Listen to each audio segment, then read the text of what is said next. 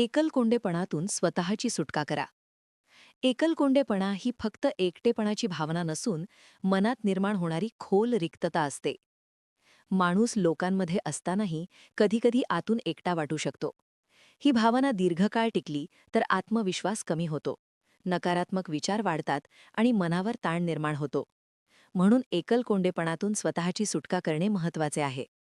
एकलकोंडेपणातून बाहेर पडण्याची सुरुवात स्वतःला समजून घेण्यापासून होते. आपल्या भावना, विचार आणि गरजा याकडे शांतपणे लक्ष देणे आवश्यक असते. स्वतःशी प्रामाणिक संवाद साधला की मन हलके होते आणि आत्मस्वीकृती वाढते. दुसरे महत्त्वाचे पाऊल म्हणजे लहान लहान सामाजिक संपर्क वाढवणे. कुटुंबियांशी, मित्रांशी किंवा ओळखीच्या लोकांशी साध्या गप्पा मारणेही मनाला आधार देते.